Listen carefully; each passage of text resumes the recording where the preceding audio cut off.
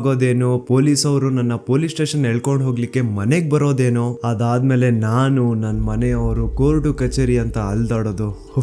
ಯಾವಾಗ ಇದೆಲ್ಲ ಮುಗಿಯುತ್ತಪ್ಪ, ಇದು ಮುಗ್ದಿದ ತಕ್ಷಣ ಯೂಟ್ಯೂಬ್ ಎಲ್ಲ ಬಿಟ್ಬಿಟ್ಟು ಒಂದಷ್ಟು ದಿನ ನೆಮ್ಮದಿಯಿಂದ ಎಲ್ಲಾದ್ರೂ ಹೋಗ್ಬಿಟ್ಟು ಪ್ರಶಾಂತವಾಗಿರೋಣ ಅನ್ಕೊಂಡಿದ್ದೆ. ಆದ್ರೆ ನನ್ ಮನ್ಸಲ್ಲಿ ಕೆಲವೊಂದು ಪ್ರಶ್ನೆಗಳಿದಾವೆ. ಸೌಜನ್ಯಳಿಗೆ ನ್ಯಾಯ ಕೇಳ್ತಾ ಜಸ್ಟ್ ನಾನೊಂದು ವಿಡಿಯೋ ಮಾಡಿದ್ದಕ್ಕೆ ನನ್ ಮೇಲೆ ಇಷ್ಟೊಂದೆಲ್ಲ ಆಗಿದೆ ಅಂತಂದ್ರೆ, ಜಸ್ಟ್ ಇಮ್ಯಾಜಿನ್ ಸೌಜನ್ಯ ಕೇಸಲ್ಲಿ ಯಾರೆಲ್ಲ ಸಾಕ್ಷಿ ಆಗ್ಬೋದಿತ್ತೋ ಅವ್ರ ಜೊತೆ ಏನೇನಾಗಿರಲ್ಲ. ನಾನ್ ಎಷ್ಟು ಅನ್ಕೊಳ್ತಿದ್ದೀನಿ, ಸಾಕಿನ್ನ 1-2 ತಿಂಗಳು ಏನು ವಿಡಿಯೋ ಮಾಡೋದ್ ಬೇಡ, ಸೈಲೆಂಟ್ ಆಗಿ ಇದ್ಬಿಡುವ ಅಂತ. ಆದ್ರೆ ನನ್ನ ಕೈಲಿಂದ ಆಗ್ತಿಲ್ಲ. ಯಾವುದೋ ಒಂದು ಸರ್ವಶಕ್ತಿ ನನ್ನ ಮನ್ಸೊಳಗಡೆ ಈ ಪ್ರಶ್ನೆನ ಹಾಕಿ ಇದ್ರ ಬಗ್ಗೆ ಮಾತಾಡುವಂತಿದೆ. ಮೊದ್ಲೇ ಹೇಳ್ಬಿಡ್ತೀನಿ, ಈ ವಿಡಿಯೋ ಯಾವುದೇ ಜಾತಿ, ಧರ್ಮ, ದೇವಸ್ಥಾನಕ್ಕೆ ಸಂಬಂಧಪಟ್ಟಿಲ್ಲ. ಈ ವಿಡಿಯೋದಲ್ಲಿ ನಾನು ಕೇವಲ ಸೌಜನ್ಯ ಕೇಸ್ ಬಗ್ಗೆ ಮಾತಾಡ್ತಿದ್ದೇನೆ. ಸೌಜನ್ಯ ಕೇಸಲ್ಲಿ ಯಾವುದೆಲ್ಲ ಯಾರೆಲ್ಲ ಸಾಕ್ಷಿ ಆಗ್ಬೋದಿತ್ತೋ ಅದೆಲ್ಲ ಹೇಗ್ ನಾಶ ಆಯ್ತು ಅನ್ನೋದನ್ನ ತಿಳಿಸ್ಕೊಡ್ತೇನೆ.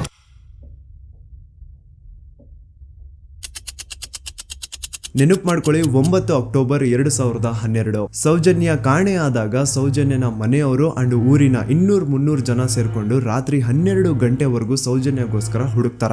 ಆದ್ರೆ ಸೌಜನ್ಯ ಸಿಗಲ್ಲ. ಮಿಡ್ ನೈಟ್ ಆಗಿರುತ್ತೆ ಅಂಡ್ ತುಂಬಾ ಜೋರ್ ಮಳೆ ಬರ್ತಾ ಇರುತ್ತೆ. ಇನ್ನು ಹುಡುಕೋದ್ ಬೇಡ, ಬೆಳಿಗ್ಗೆ ಎದ್ದು ಮತ್ತೆ ಎಲ್ರು ಹುಡುಕುವ ಅಂತ ಎಲ್ರು ತಮ್ಮ ಮನೆಗೆ ವಾಪಸ್ ಹೋಗ್ತಾರ. ದೆನ್ ನೆಕ್ಸ್ಟ್ ದಿನ ಅಂದ್ರೆ 10 ಅಕ್ಟೋಬರ್ 2012 ಸೌಜನ್ಯನ ಬಾಡಿ ಸಿಗುತ್ತೆ ಅಂಡ್ ಅವಳ ಬಾಡಿ ಪಕ್ಕದಲ್ಲಿ ಅವಳ ಕಾಲೇಜ್ ಬ್ಯಾಗ್ ಅಂಡ್ ಅವಳ ಬುಕ್ಸ್ ಎಲ್ಲ ಬಿದ್ದಿರ್ತವೆ. ಸೊ ಹಿಂದಿನ ದಿನ ಆ ಒಂದು ಜಾಗದಲ್ಲಿ ಅಷ್ಟು ಜೋರು ಮಳೆ ಬಂದಿದ್ರು ಸೌಜನ್ಯನ ಬ್ಯಾಗ್ ಅಂಡ್ ಅವಳ ಬುಕ್ಸ್ ಒಂದು ಚೂರುನು ನೆಂದಿರಲ್ಲ. ದಾಖಲೆ ಇದೆ ಸ್ವಾಮಿ, ದಾಖಲೆ ಇಲ್ದೆ ಈ ದೂತ ಸಮೀರ್ MD ಏನು ಮಾತಾಡಲ್ಲ. There was rain and the clothes of the victim were not stained with mud and the bag was not wet, even the books were not wet. ಹಿಂದಿನ ದಿನ ಅಷ್ಟು ಜೋರು ಮಳೆ ಬಂದಿದ್ರು ಸೌಜನ್ಯನ ಬುಕ್ಸ್ ಅಂಡ್ ಬ್ಯಾಗ್ ನೆಂದಿಲ್ಲ. ಹೇಗೆ? ಇದರ ಅರ್ಥ ಸೌಜನ್ಯನ ಆ ಒಂದು ಜಾಗದಲ್ಲಿ ಆಗೇ ಇಲ್ಲ. ಬೇರೆ ಯಾವುದೋ ಜಾಗದಲ್ಲಿ ಅವಳು ಆಯ್ತು, ನಂತರ ಅವಳ ಬಾಡಿನ ಅಲ್ಲಿ ತಂದು ಡಂಪ್ ಮಾಡಿರೋದು. ಸೊ ಈಗ ಯಾವೊಂದು ಜಾಗದಲ್ಲಿ ಸೌಜನ್ಯನ ಆಯ್ತು, ಆಕ್ಚುಲ್ ಆ ಒಂದು ಜಾಗನ ಹುಡುಕಾಡೋದ್ ಬಿಟ್ಟು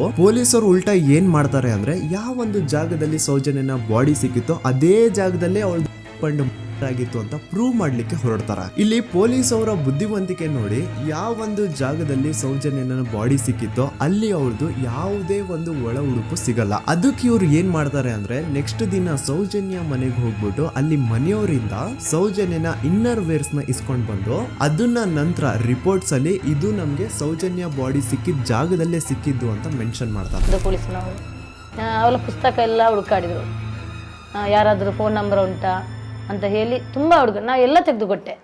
ನನ್ನ ಮಗಳ ವಿಷಯ ನನಗೆ ಎಲ್ಲ ಗೊತ್ತು ಸರ್, ನೋಡಿ ಪುಸ್ತಕ ಅಂತ ನೋಡಿದೆ. ಅವಾಗ ನನ್ನ ತಂಗಿಯ ಒಂದು ನಂಬ್ರ ಇತ್ತು, ಆ ನಂಬ್ರನ್ನು ತಗೊಂಡೋಗಿದ್ದಾರೆ.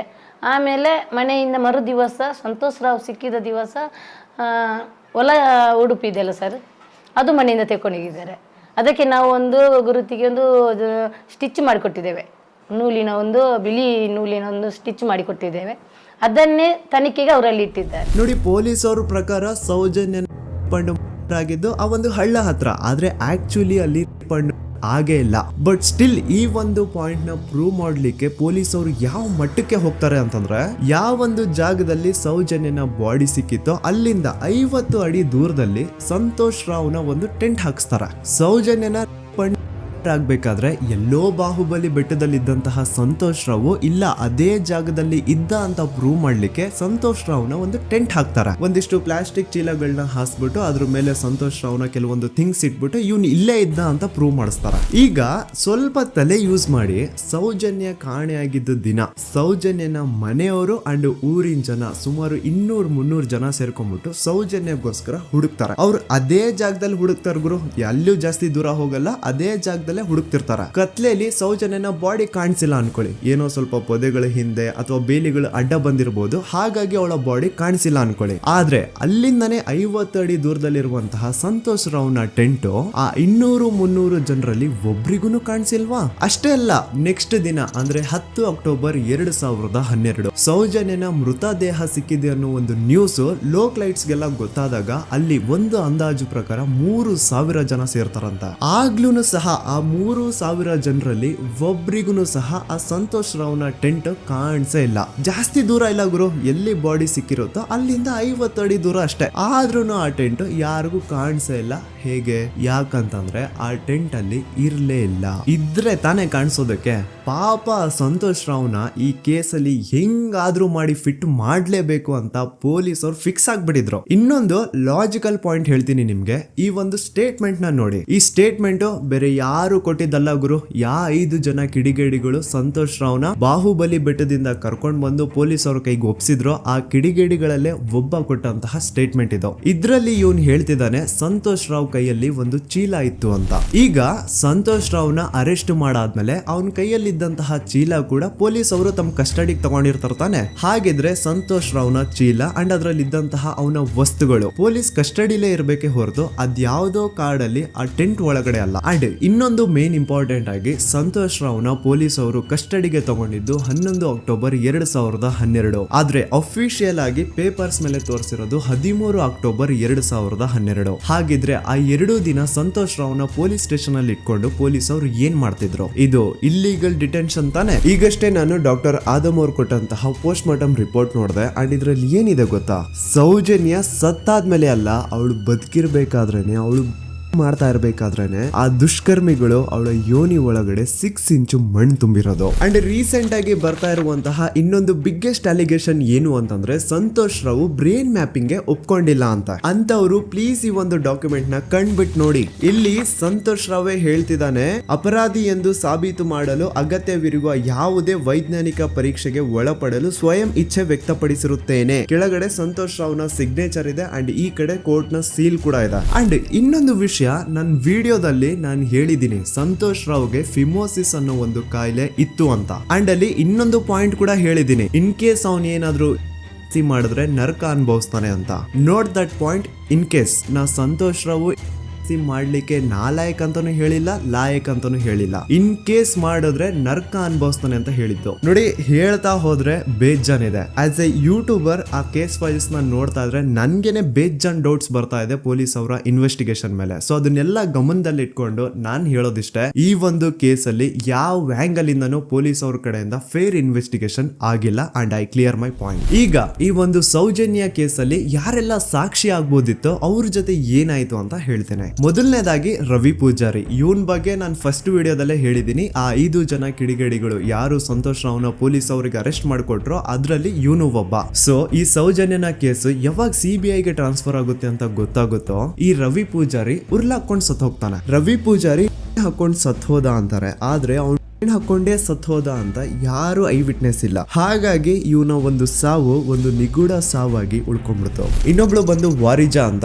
ಸೌಜನ್ಯನ ಮಾಡಿ ಆ ಕಿಡಿಗೇಡಿಗಳು ಅವಳನ್ನ ಒಂದು ಫಾರ್ಮ್ ಹೌಸ್ ಗೆ ಕರ್ಕೊಂಡು ಹೋಗಿರ್ತಾರೆ. ಅಂಡ್ ಆ ಫಾರ್ಮ್ ಹೌಸ್ ಅಲ್ಲಿ ವಾರಿಜಾ ಅನ್ನೋಳು ಕೆಲಸ ಮಾಡ್ತಾ ಇರ್ತಾಳೆ. ಸೊ ಈ ವಾರಿಜಾ ಸೌಜನ್ಯ ಆ ಕಿಡಿಗೇಡಿಗಳ ಜೊತೆ ಇರೋದನ್ನ ನೋಡಿರ್ತಾಳೆ, ಆದ್ರೆ ಅವಳಿಗೆ ಗೊತ್ತಿಲ್ಲ ಅವ್ರು ಅವಳನ್ನ ಕೊಂಡು ಬಂದಿದ್ದಾರೆ ಅಂತ. ನಂತರ 1-2 ದಿನ ಆದ್ಮೇಲೆ ಯಾವಾಗ ಸೌಜನ್ಯ ಬಗ್ಗೆ ನ್ಯೂಸ್ ಅಲ್ಲೆಲ್ಲ ಬರ್ತಾ ಇತ್ತು ಅದನ್ನ ನೋಡಿ ಆಗ ಇವಳಿಗೆ ರಿಯಲೈಸ್ ಆಗುತ್ತೆ, ಓ ಇವಳೇ ಅಲ್ವಾ ಆ ಹುಡುಗಿ ಅವತ್ ನಮ್ ದಣಿ ಕರ್ಕೊಂಡ್ ಬಂದಿದ್ದು ಅಂತ. ಈಗ ವಾರಿಜಾ ತನಗ್ ಗೊತ್ತಿಲ್ದೇನೋ ಸೌಜನ್ಯ ಕೇಸಲ್ಲಿ ಒಂದು ಮೇಜರ್ ಸಾಕ್ಷಿ ಆಗ್ಬಿಡಿದ್ಲು. ಸೊ ಯಾವಾಗ ಈ ಕೇಸ್ ನ CID ಟೀಮ್ ಅವರು ಇನ್ವೆಸ್ಟಿಗೇಷನ್ ಮಾಡೋದಕ್ಕೆ ಸ್ಟಾರ್ಟ್ ಮಾಡ್ತಾರೋ ಆಗ ವಾರಿಜಾನ ಮೃತದೇಹ ಅದೇ ಒಂದು ಫಾರ್ಮ್ ಹೌಸ್ ನ ಬಾವಿಯಲ್ಲಿ ಸಿಗುತ್ತೆ. ಬಾವಿಲಿ ಇವಳೇ ಸ್ವತಃ ಜಿಗ್ದು ತನ್ನ ಪ್ರಾಣ ಬಿಟ್ಲು ಅಂತ ಹೇಳ್ತಾರೆ. ಆದ್ರೆ ಅವಳೇ ಬಾವಿಗೆ ಬಿದ್ದು ಅವಳು ಪ್ರಾಣ ಬಿಟ್ಲು ಅಥವಾ ಅವಳಿಗೆ ಯಾರಾದ್ರೂ ಬಾವಿಲಿ ಬೀಳ್ಸಿ ಸಾಯಿಸಿದ್ರು ಗೊತ್ತಿಲ್ಲ. ಅಂಡ್ ಇನ್ನೊಂದು ವಿಷಯ, ಯಾವ ಒಂದು ಬಾವಿ ಒಳಗಡೆ ವಾರಿಜಾನ ಬಾಡಿ ಸಿಕ್ಕಿತ್ತೋ ಆ ಬಾವಿನ ದಣಿಗಳು ಒಂದ್ ಸ್ವಲ್ಪ ದಿನ ಆದ್ಮೇಲೆ ಕಂಪ್ಲೀಟ್ ಮುಚ್ಚಾಕ್ಬಿಡ್ತಾರ. ಯಾಕೆ?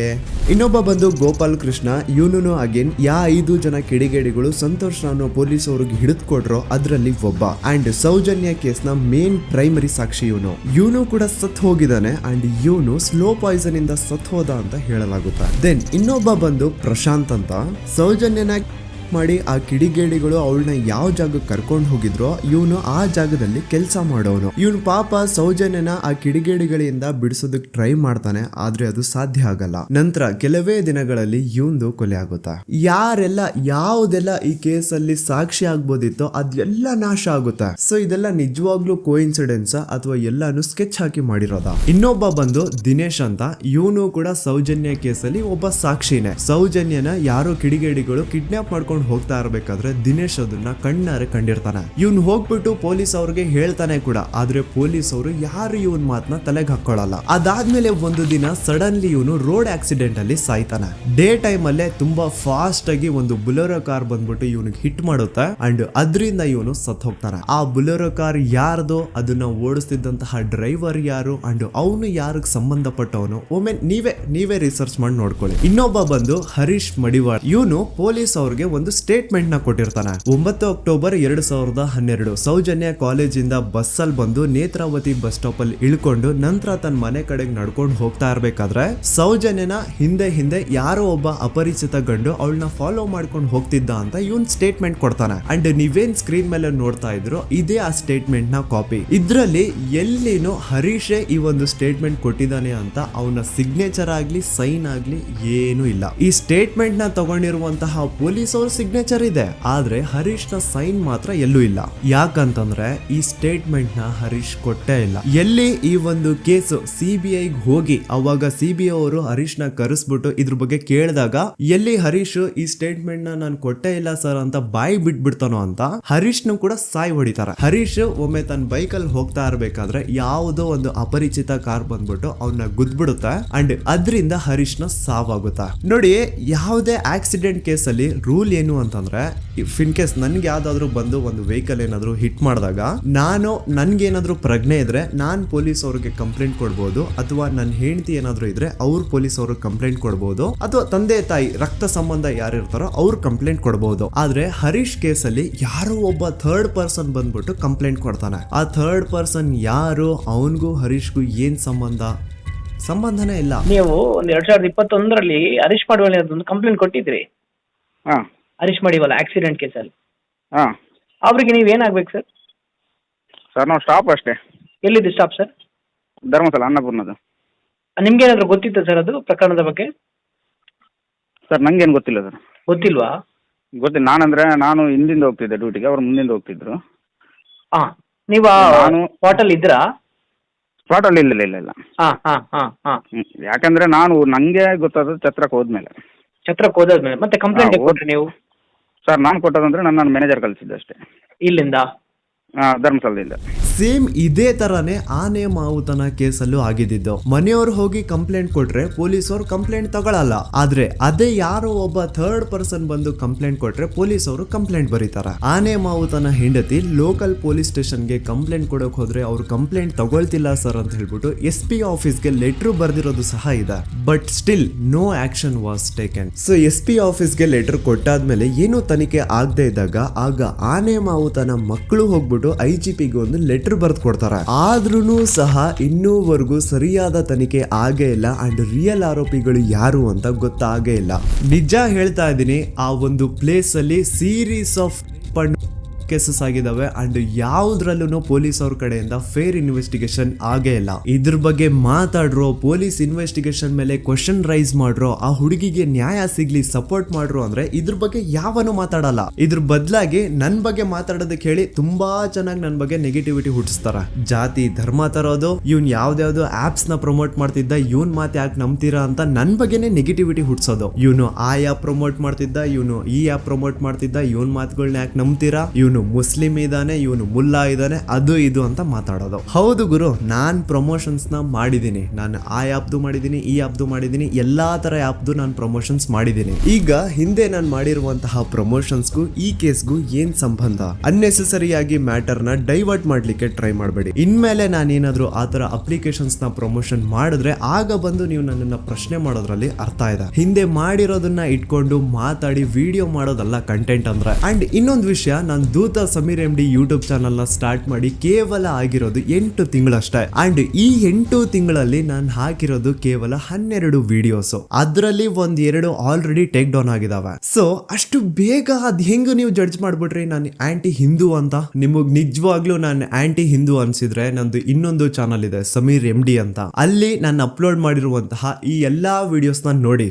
ಜಾಸ್ತಿ ಜಸ್ಟಿಫೈ ಮಾಡ್ಲಿಕ್ಕೆ ಹೋಗಲ್ಲ ಗುರು, ನನ್ನ ಹಳೆ ಸಬ್ಸ್ಕ್ರೈಬರ್ಸ್ಗೆ ಗೊತ್ತು ನನ್ನ ಕ್ಯಾರೆಕ್ಟರ್ ಏನು ಅಂತ. ಅಂಡ್ ಇನ್ನು ಇವನ್ ವಿಡಿಯೋ 18 ಮಿಲಿಯನ್ ಪ್ಲಸ್ ವ್ಯೂಸ್ ನ ಪಡ್ಕೊಂಡಿದೆ. ಇವನ್ಗೆ ಇಷ್ಟ ಲಕ್ಷ ದುಡ್ಡು ಬಂದಿರುತ್ತೆ, ಅಷ್ಟ್ ಲಕ್ಷ ದುಡ್ಡು ಬಂದಿರುತ್ತೆ ಅನ್ನೋರ್ಗೆ ಈ ಒಂದು ಇಮೇಲ್ ನ ಒಮ್ಮೆ ನೋಡಿ. ನನ್ ವಿಡಿಯೋ ವೈರಲ್ ಆಗ್ತಿದ್ದಂಗೆ ಆ ವಿಡಿಯೋ ಡಿಮಾನಿಟೈಸ್ ಆಗೋಯ್ತು. ಇಲ್ಲಿ ಅತ್ಯಾಚಾರಿ ಬೆಂಬಲಿಗರ ಥಿಂಕಿಂಗ್ ನೋಡಿ. ಆ ವಿಡಿಯೋ ಇಂದ ನನ್ಗೆ ಎಷ್ಟು ರೆವೆನ್ಯೂ ಬಂತು ಅನ್ನೋದನ್ನ ಥಿಂಕ್ ಮಾಡ್ತಿದಾರೆ. ಆ ವಿಡಿಯೋ ಇಂದ ನಾನು ಎಷ್ಟು ಸಫರ್ ಆಗಿರ್ಬೋದು ಅನ್ನೋದನ್ನ ಥಿಂಕ್ ಮಾಡಿದ್ರ ನೋಡಿ. ನಾನೊಂದು ವಿಡಿಯೋ ಮಾಡಿದ್ದಕ್ಕೆ ಜನ ಜಾಗೃತರಾದ್ರು. ನನ್ಗೆ ನನ್ ಬಗ್ಗೆ ನಿಮ್ ಬಗ್ಗೆ ತುಂಬಾ ಹೆಮ್ಮೆ ಇದೆ. ನೀವೆಲ್ಲ ಜಾತಿ ಧರ್ಮ ಅನ್ನೋದು ಮುಖ್ಯ ಅಲ್ಲ, ನ್ಯಾಯ ಮುಖ್ಯ ಅಂತ ಬೆಂಬಲಿಸಿದ್ರಿ. ಸೌಜನ್ಯನ ತಾಯಿ ಅಂಡ್ ಕುಟುಂಬದವರು 13 ವರ್ಷದಿಂದ ಧೈರ್ಯವಾಗಿ ನ್ಯಾಯಕ್ಕಾಗಿ ಬೇಡ್ತಾವ್ರೆ. 13 ವರ್ಷದಿಂದ ಮಹೇಶ್ ಶೆಟ್ಟಿ ಸರ್ ಒಂದು ಹೆಣ್ಣು ಮಗುವಿನ ನ್ಯಾಯಕ್ಕೆ ಎಲ್ಲಾ ತರದ ಅವಮಾನ ಸಹಿಸಿಕೊಂಡು ಬೆಟ್ಟದಂತೆ ನಿಂತು ಎಲ್ಲೂ ಕಾಂಪ್ರಮೈಸ್ ಆಗದೆ ಹೋರಾಟ ಮಾಡ್ತಾವ್ರೆ. ಈಗ ಈ ನಿಮ್ಮ ದೂತ ಸಮೀರ್ MD ಇಂದ ಕರ್ನಾಟಕಾದ್ಯಂತ ಅನೇಕ ಕನ್ನಡ ಪರ ಸಂಘಟನೆಗಳು, ಎಲ್ಲಾ ವಿಚಾರ, ಎಲ್ಲಾ ಪಂಥದ ಪ್ರಗತಿಪರ ವೇದಿಕೆಗಳು ಸೌಜನ್ಯ ನ್ಯಾಯಕ್ಕಾಗಿ ಒಂದಾಗಿವೆ. ಅಂಡ್ ಈ ಹೋರಾಟ ಕೇವಲ ಸೌಜನ್ಯಳಿಗೆ ಮಾತ್ರ ಸೀಮಿತ ಆಗಿಲ್ಲ. ನಮ್ ದೇಶದಲ್ಲಿ ದಿನಕ್ಕೆ ಆನ್ ಅನ್ ಆವರೇಜ್ 86 ಪ್ರಕರಣಗಳು ದಾಖಲೆ ಆಗ್ತವೆ. ಇದು ದಾಖಲೆ ಆಗಿರುವಂತಹ ಪ್ರಕರಣಗಳ ಸಂಖ್ಯೆ. ಅದ್ ಎಷ್ಟೋ ಕೇಸಸ್ ಪೊಲೀಸ್ ವರ್ಗ ಬರೋದೇ ಇಲ್ಲ. ಸೊ ಇದಕ್ಕೆಲ್ಲ ಒಂದು ಫುಲ್ ಸ್ಟಾಪ್ ಅನ್ನೋದು ಇಡಬೇಕು. ಈಗಿನ ಕಾಲದಲ್ಲಿ ಹುಡುಗಿರು ಸಮಾಜದಲ್ಲಿ ಬಿಡಿ, ಸೋಷಿಯಲ್ ಮೀಡಿಯಾದಲ್ಲಿನೂ ಸಹ ಸೇಫ್ ಇಲ್ಲ. ಹುಡುಗಿ ತನಗಿಷ್ಟ ಆಗಿರುವಂತಹ ತುಂಬಾ ನೀಟ್ ಅಂಡ್ ಕ್ಲೀನ್ ಇರುವಂತಹ ಒಂದು ಫೋಟೋನ ಸೋಷಿಯಲ್ ಮೀಡಿಯಾದಲ್ಲಿ ಶೇರ್ ಮಾಡಿದ್ರೆ ಸಾಕು, ಕಮೆಂಟ್ ಸೆಕ್ಷನ್ ಅಲ್ಲಿ ಅದೆಷ್ಟೋ ಜನ ಜೊಲ್ ಸುರಿಸ್ಕೊಂಡು ಅವಳನ್ನ ಮಾಡ್ತಿರ್ತಾರೆ. ಸೊ ಇದಕ್ಕೆಲ್ಲ ನಮ್ ಸರ್ಕಾರ ಒಂದು ಫುಲ್ ಸ್ಟಾಪ್ ಅನ್ನೋದು ಇಡ್ಲೇಬೇಕು. ಇದ್ರ ಬಗ್ಗೆ ನಿಮ್ಮ ಒಪಿನಿಯನ್ ಏನು ಅಂತ ಕಮೆಂಟ್ ಸೆಕ್ಷನ್ ಅಲ್ಲಿ ತಿಳಿಸಿ. So as A content creator ನನ್ಗೆ ಸೌಜನ್ಯ ಕೇಸ್ ಬಗ್ಗೆ ಒಂದು ವಿಡಿಯೋ ಮಾಡ್ಬೇಕಿತ್ತು, ಮಾಡ್ದೆ. ಅದರಿಂದ ಸೌಜನ್ಯ ಪರ ಹೋರಾಟ ಏನ್ ನಡೀತಾ ಇತ್ತೋ ಅದಕ್ಕೊಂದು ಕಿಚ್ಚು ಸಿಕ್ಕಿದೆ. ಇನ್ ಮುಂದೆ ಅದನ್ನ ಹಾಗೆ ಕಂಟಿನ್ಯೂ ಮಾಡ್ಕೊಂಡು ಹೋಗೋದು ನಿಮ್ಗಳ ಜವಾಬ್ದಾರಿ. ಸೊ ಇಷ್ಟು ಹೇಳ್ತಾ ನಾನು ನಿಮ್ಮ ದೂತ ಸಮೀರ್ MD ಮತ್ತೆ ಸಿಗ್ತೀನಿ ನೆಕ್ಸ್ಟ್ ವಿಡಿಯೋದಲ್ಲಿ.